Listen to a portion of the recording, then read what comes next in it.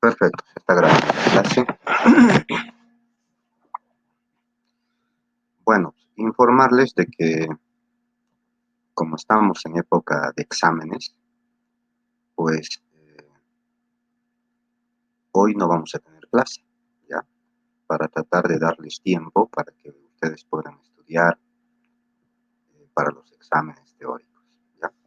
Eso a pedido de muchos estudiantes que están mal en algunas materias, no en esta, pero sí en otras, ¿no? Siempre un poco de tiempo no está de más para nadie, ¿ya? Entonces, no vamos a tener clase. Sin embargo, recordarles que todas las semanas tenemos tareas y esta semana también tenemos una tarea. Pero es una tarea fácil, ¿ya? Lo que ustedes tienen que hacer para la tarea es, primeramente, leer lo que es un botiquín de primeros auxilios. Entonces, ustedes van a buscar información en el internet y van a ver cómo se compone un botiquín de primeros auxilios, ¿ya? Una vez que ya tengan, bueno, la idea, la información y demás, lo que ustedes tienen que hacer es crear su propio botiquín de primeros auxilios, pero escrito, ya no en físico, ¿ya? Entonces tienen que hacer como un documento indicando este es mi botiquín de primeros auxilios que yo quisiera tener en mi casa, ¿ya? Y ahí ponen todas las cosas que quisiera que su botiquín tenga, ¿ya? Lógicamente, todo lo que van a poner tiene que estar clasificado, ¿no? Es lo ideal. O sea, por ejemplo, podrían clasificar en insumos, antisépticos, medicamentos y demás, ¿no? O sea, para que todo esté ordenado, ¿no? Y sepan qué cosas tiene que tener su botiquín. Pero es un botiquín personal, o sea, es de ustedes, Doutor, ¿sí? perdão. Não sei se é só para mim, mas sua voz está cortando. ¿Los demás me escuchan bien? Às vezes sim, às vezes não.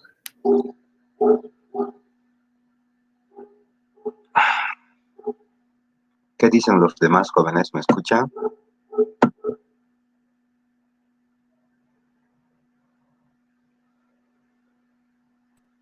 Sí, doctor. Señorita, tal vez sería bueno que vuelva a entrar, salga y vuelva a entrar. Bueno, Ok. entonces esa es la tarea, ya no es una tarea complicada, tienen que hacer un informe de su botiquín de primeros auxilios personal, ya no es copiarse, sino personal. ¿Qué quieren ustedes que tenga su botiquín? ¿Ya? La otra cosa, la siguiente semana es nuestro examen del segundo parcial práctico. Entonces, yo les voy a programar ya esta semana el examen. Les recuerdo de que entonces el próximo martes vamos a tener el examen parcial, ¿ya? Este examen parcial es la misma modalidad que en el primer parcial. Entonces, es virtual el examen, ¿verdad? Yo les voy a poner las preguntas y demás, y ustedes tienen que contestar. El examen es durante la clase que estamos a la hora de la clase, ya no es en otra hora. Vamos a vernos para poder llamar lista y demás, y después van a dar su examen, ¿ya? Otro detalle es de que para la parte de asistencia del día de hoy, lo que tienen que hacer ustedes es escribir en el chat. Entonces, en este chat van a escribir su nombre, apellido. Ya cada uno solo puede escribir de él, no pueden escribir de dos o de tres, ¿ya? Cada uno escribe de él mismo, ¿de acuerdo? Por el chat de la plataforma, ¿ya? Bueno, como este permiso o este absuelto es un asunto entre docentes y estudiantes, pues yo les voy a poner un video en la clase para reforzar un poco el tema de TEC, ¿ya? Y tengamos una grabación del la clase, ¿no? Para que no esté vacía, porque tiene que figurar la clase todas las semanas. ¿De acuerdo? Bueno, ¿qué más? ¿Alguna pregunta que tengan o algún comentario antes de despedirnos?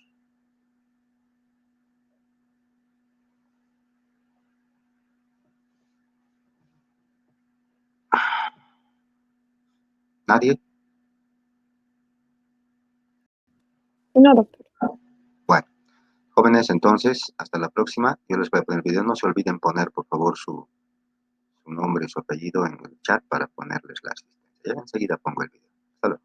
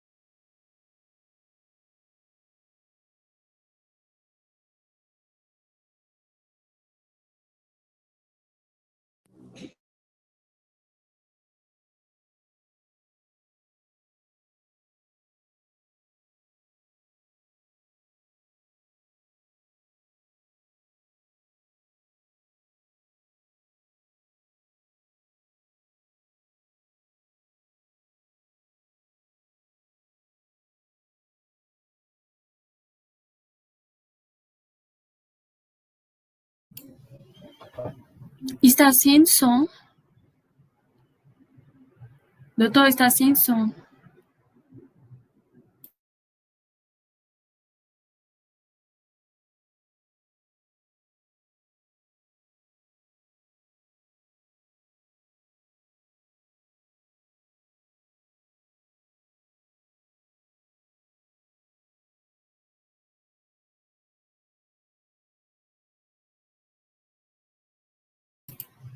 Alguém me escuta? Doctor, no te escucho, doctor. Doctor, el video no tiene sonido.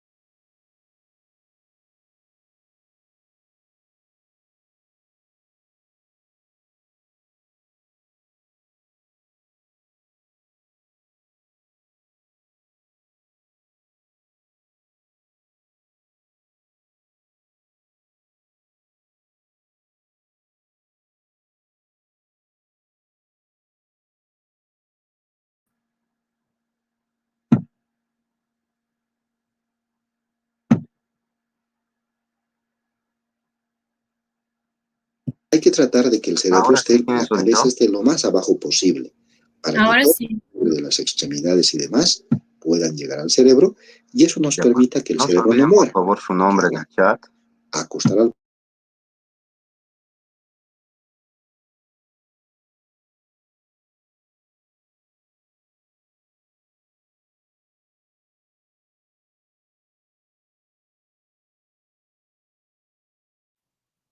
Doutor,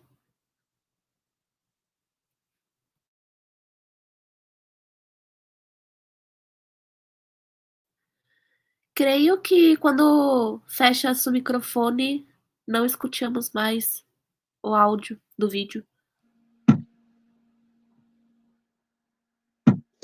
Elevar los miembros, tanto superiores como inferiores, mejor si son los dos, para que por gravedad toda la sangre llegue al cerebro y el cerebro no muera. Hay que cubrir al paciente para evitar el enfriamiento. De hecho, que el paciente con hemorragia o con algún otro shock va a estar frío por la vasoconstricción y demás. Entonces hay que calentar al paciente, cubrir. Aflojamos prendas de vestir, cinturones, corbatas, corpiños, bueno, cualquier prenda de vestir ajustada que tenga el paciente, ya que estas prendas disminuyen la circulación hacia la cabeza.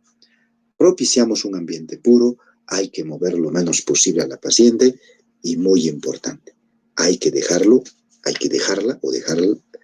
en NPO. ¿Qué quiere decir NPO? Nada por vía oral, no darle nada.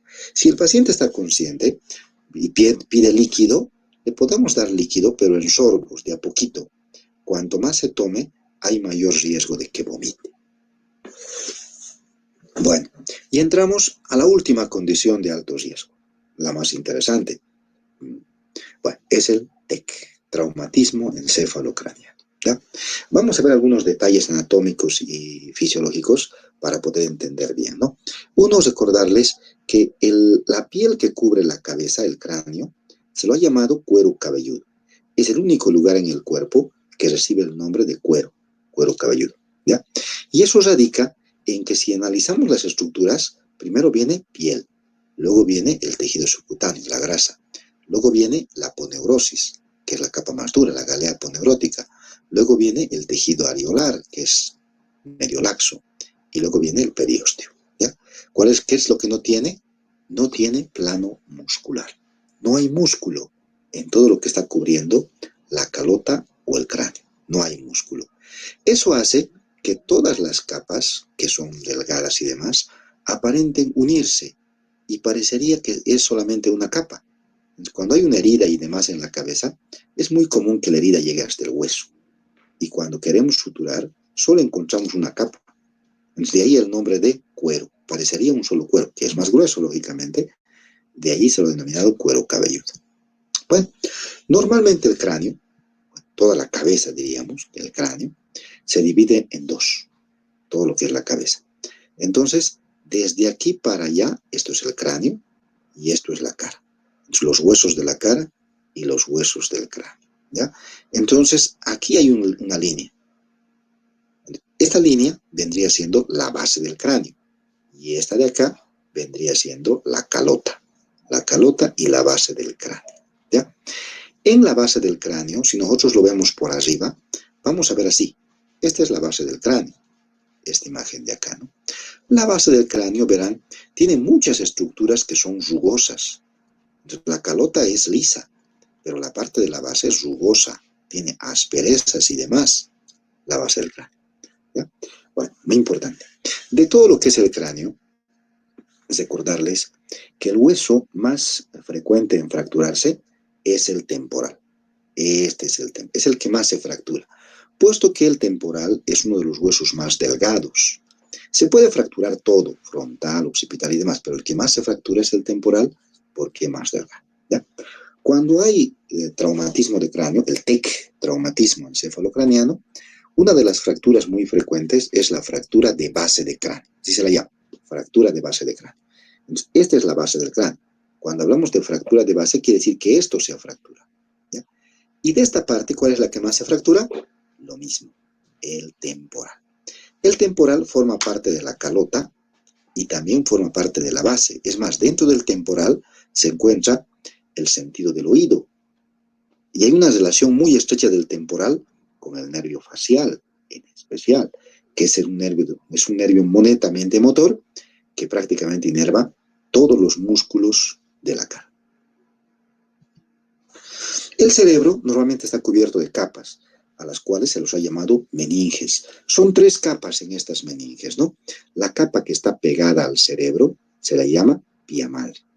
La capa que está en el medio se la llama aracnoides. Y la capa que está pegada al hueso se la llama dura madre. Importante. La dura madre es una capa que está pegada, unida al hueso. Pero entre dura madre y hueso existen vasos, ¿no? Entonces hay un espacio para los vasos. Pero normalmente la dura madre está adherida y pegada al hueso. Muy importante cuando analicemos los hematomas. Ya no se olviden que la dura madre está pegada al hueso. La aracnoides está libre y la pía madre está pegada al cerebro. Normalmente existe líquido entre la aracnoides y la pía madre. Aquí existe líquido, en este espacio. En este otro espacio no hay líquido, solamente hay en el espacio subaracnoideo, entre aracnoides y pía madre. Normalmente el cerebro tiene varios lóbulos: lóbulo frontal, lóbulo occipital, parietal, temporal y demás. El lóbulo frontal se encarga de las emociones y la función motora, el lóbulo occipital de la visión, los parietales de la función sensorial y el temporal de la memoria, como grandes funciones. A su vez, cada lóbulo se va a dividir en áreas, muchísimas áreas que lo van a ir viendo en neuroanatomía y neurofisiología. Normalmente el cerebro está cubierto de líquido, está dentro de un líquido. El líquido se lo llama céfalo-raquídeo, porque el líquido está en el cerebro y también está en la médula, en el raquis, ¿no? Este líquido solamente está en el espacio subaracnoideo, es decir, entre aracnoides y pía madre. Se forma en los plexos coroidales, en los ventrículos laterales. Aquí es donde se forma el líquido. Y el líquido está herméticamente cerrado. No hay ni un lugar por donde pueda salir líquido. Bueno, importante. Normalmente el cerebro tiene dos hemisferios, un hemisferio derecho y un hemisferio izquierdo, dos hemisferios.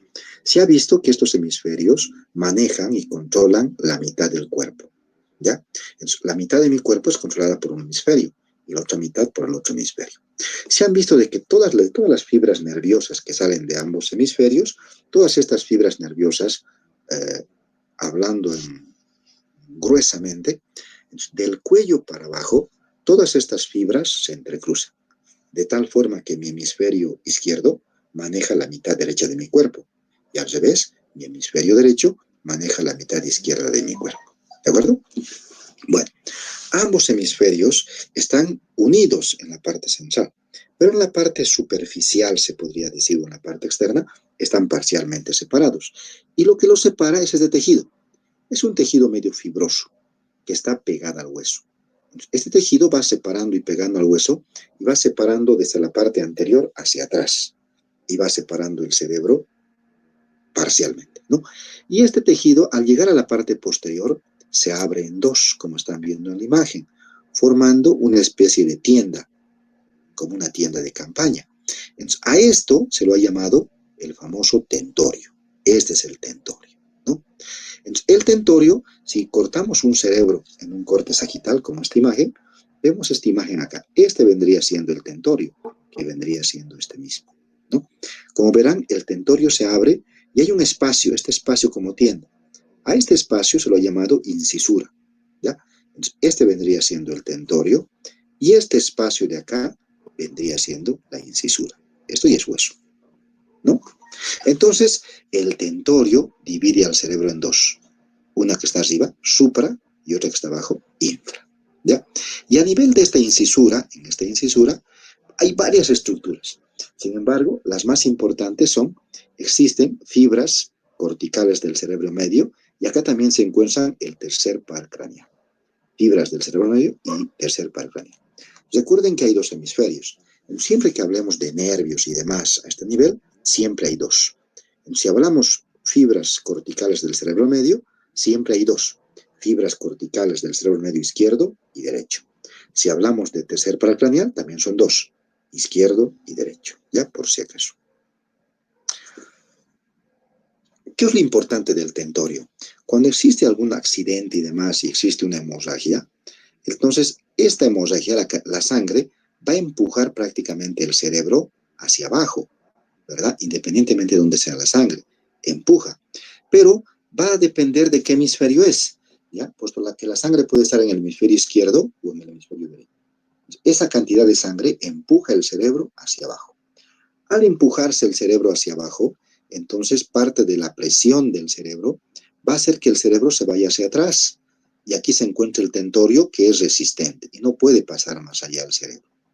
Adelante está la parte de los huesos, temporal, etmoides, esfenoides. Tampoco puede pasar. Entonces, la presión de un sangrado, todo repercute sobre esta incisura. Y al apretar y al comprimir la incisura, se van a comprimir estas dos estructuras, ¿no? Al comprimirse el tercer par craneal, el paciente va a presentar una midriasis del ojo que le corresponde. Y al comprimirse la vía cortical, el paciente va a presentar una debilidad espástica del lado contralateral. ¿Ya? Me explico. Si el paciente recibe un golpe en este lado, bueno, que vendría siendo mi hemisferio izquierdo, ¿no? La hemorragia es acá. Entonces, esta sangre que se va a acumular en este hemisferio va a comprimir el tercer par craneal de este lado. Por consiguiente, este ojo, mi ojo izquierdo, se va a dilatar la pupila. Va a tener una midriasis. ¿Ya? Lo que estamos hablando acá, midriasis. También se va, pero este otro ojo está normal, solamente el ojo del lado afectado. Producto de la compresión de la vía cortical de este lado, de mi hemisferio izquierdo, la mitad contralateral de mi cuerpo, es decir, la mitad derecha, va a presentar una parálisis flácida, una debilidad espástica. Entonces, cuando yo le diga, levante la mano, no va a poder levantar la mano de esta mitad, por la compresión que existe de estas fibras, ¿ya? Bueno, el paciente podría perder la conciencia. Y la principal causa de pérdida de la conciencia son estos dos: aumento de la presión intracraneana y disminución del flujo sanguíneo. Aumenta la presión intracraneana por una hemorragia dentro del cerebro. Esa hemorragia aumenta la presión y prácticamente el paciente pierde el conocimiento.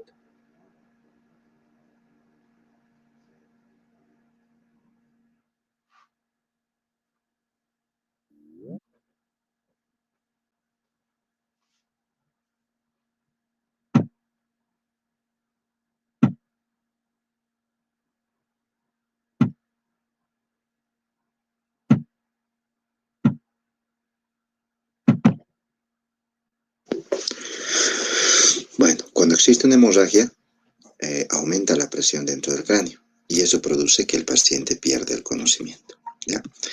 ¿Cómo nos podemos dar cuenta que el paciente tiene aumento de la presión? Mire, hay una hemorragia y lógicamente va a aumentar la presión acá adentro porque todo es cerrado, los huesos son cerrados totalmente. Al aumentar la presión de acá adentro, va a haber el cuadro que se llama aumento de la presión intercraneal y nos va a dar tres datos: hipertensión, bradicardia, disminución de la frecuencia respiratoria, ¿ya? Aumento de la presión arterial, bradicardia, el pulso va a estar menos de 60 y bradipnea, la respiración va a estar menos de 12. Recuerden que a este nivel se encuentra el censo cardiorrespiratorio. Cuando esto baje prácticamente, descienda al cerebro hacia abajo, este centro se va a ver comprimido por los huesos. De ahí esta clínica, ¿ya? El aumento de la presión intracraneana es sinónimo a cirugía. Se tiene que operar para descomprimir el cerebro, ya que si no se opera, el paciente se muere. Hay que evaluar al paciente y uno de los problemas serios es el consumo de bebidas alcohólicas, porque muchas veces el paciente consume bebidas alcohólicas y prácticamente está mal, desorientado por esta causa, ¿no? Y lo que vamos a hacer con el paciente es el mini examen neurológico. El mini examen neurológico consiste en el estudio de estas tres funciones: el nivel de conciencia, a través de la escala de Glasgow, la función de las pupilas y los signos de focalización. Son tres datos que ocupan el mini examen neurológico. Nos vamos a dedicar al nivel de conciencia.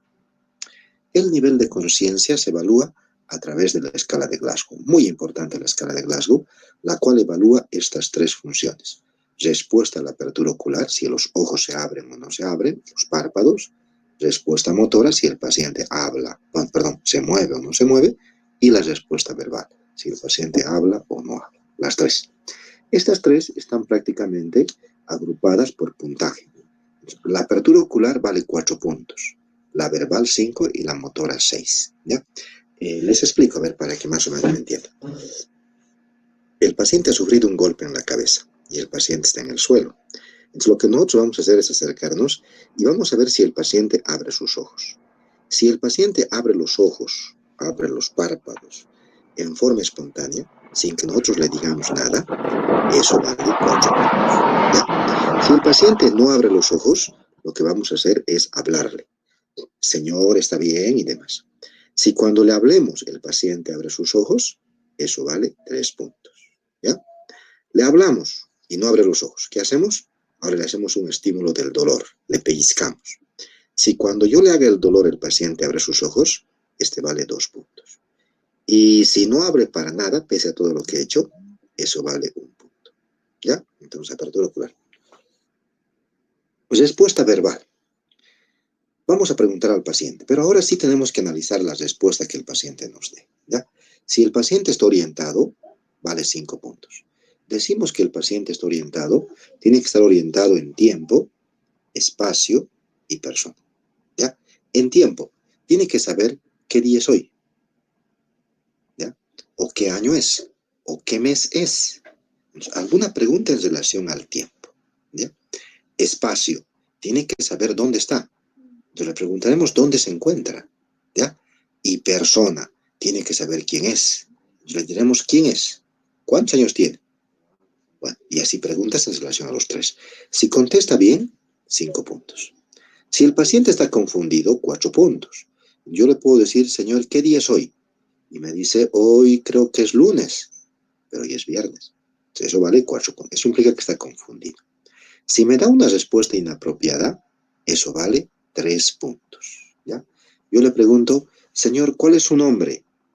Y me dice, quiero irme a mi casa. Pero dígame, ¿dónde vive? Quiero irme a mi casa. Entonces, no hay una relación entre pregunta y respuesta. A eso equivale una respuesta inapropiada. 3 puntos. Respuesta incomprensible vale 2 puntos. Eso implica que yo le pregunto al paciente, ¿cuál es su nombre? Y el paciente dice, "Rar", solamente hace ruido. No se le entiende. 2 puntos.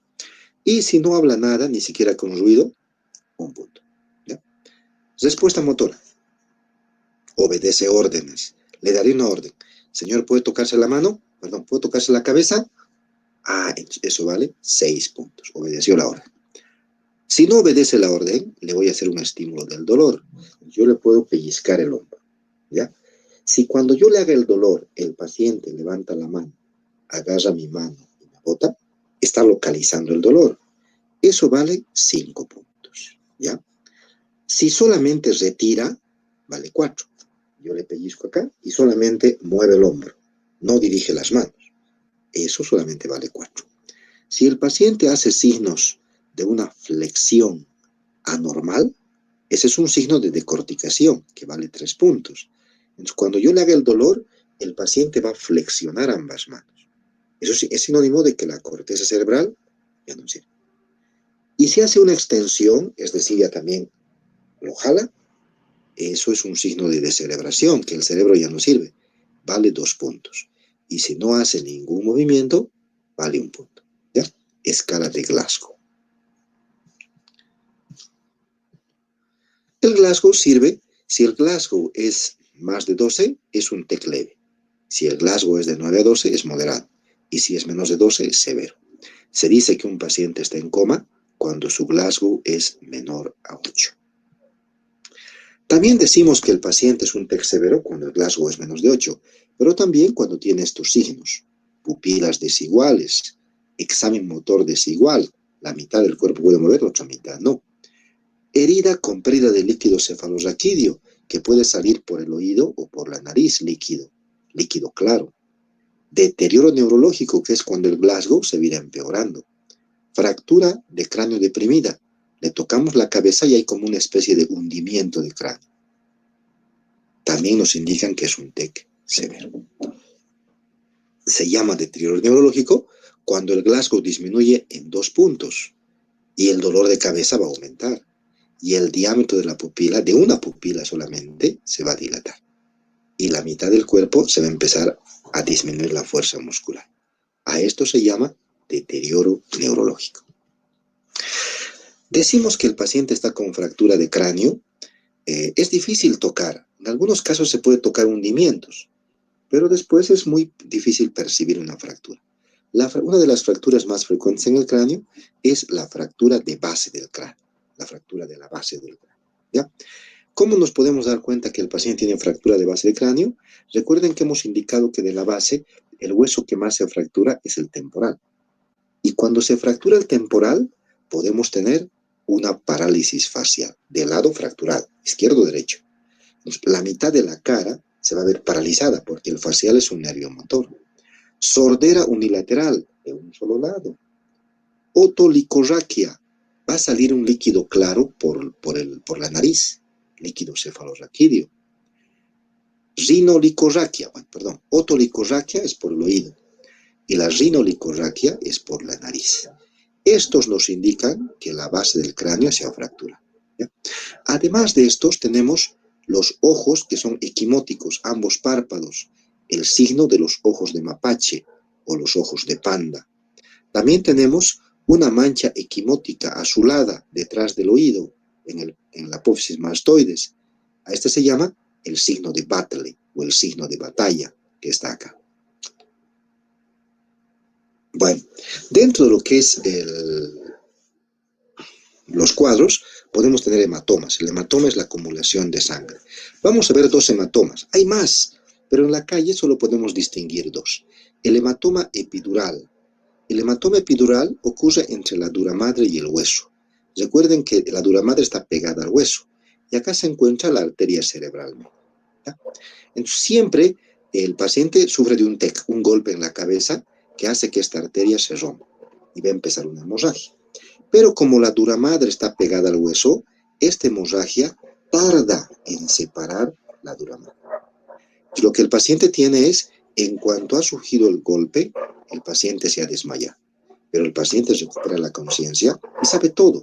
Sabe quién es, dónde vive, absolutamente. Un Glasgow de 15, pero ha perdido la conciencia, ¿no?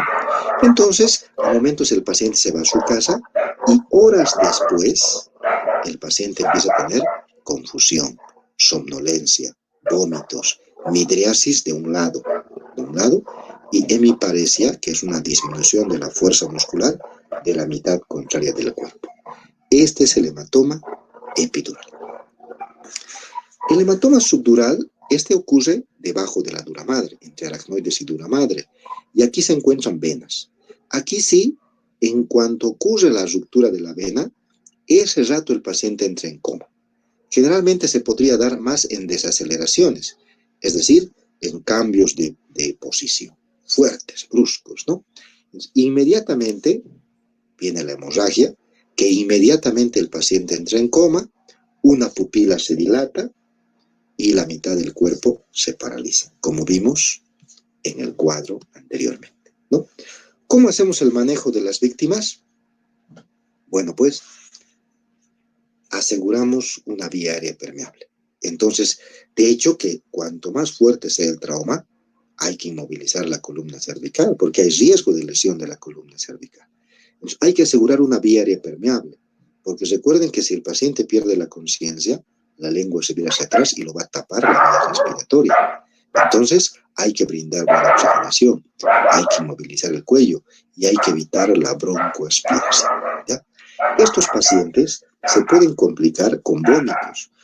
Cuando aumenta la presión dentro del cráneo, vienen unos vómitos característicos que se los llama vómitos explosivos, ya que son pacientes que están hablando y de repente el vómito se viene explosivamente, de golpe prácticamente, ¿no? Entonces, el vómito es un signo de aumento de la presión dentro del cráneo. Es un signo de mal pronóstico prácticamente, ¿no? Entonces, hay que cuidar al paciente y vigilar si vomita. Si el paciente vomita, hay que cuidarlo, porque si vomita en esta posición, el vómito sale hacia afuera, pero parte del vómito podría entrarse al pulmón y se podría producir una broncoaspiración. De ahí la importancia de cuidar al paciente que tiene estos cuadros, ¿no? Hay que registrar los signos vitales. Entonces, vamos a registrar todos los signos vitales, como también la escala de Glasgow. Y estos signos vitales y la escala de Glasgow hay que ir repitiendo, porque el paciente podría tener en este momento 15 de Glasgow, pero a la media hora podría ya estar con 10, a lo cual se llama deterioro neurológico, ¿no? Entonces tenemos que ir viendo Porque la mayor parte de las lesiones del cerebro avanzan. Las hemorragias son poquitas y van creciendo, creciendo, creciendo, y lógicamente el paciente se va a ir deteriorando, ¿no? Perdón. Hay que transportar rápidamente al paciente y hay que tratar las complicaciones. ¿Con qué se podría complicar? Estos dos cuadros, ¿no? Convulsiones, el paciente podría tener convulsiones, la hemorragia en el cerebro es una sustancia irritable que podría irritar segmentos del cerebro que va a hacer que el paciente tenga ataques tipo una epilepsia, convulsiones tónico-clónicas, ¿no? Y los vómitos que decíamos que también podrían llevarnos a estos cuadros, ¿no? Entonces,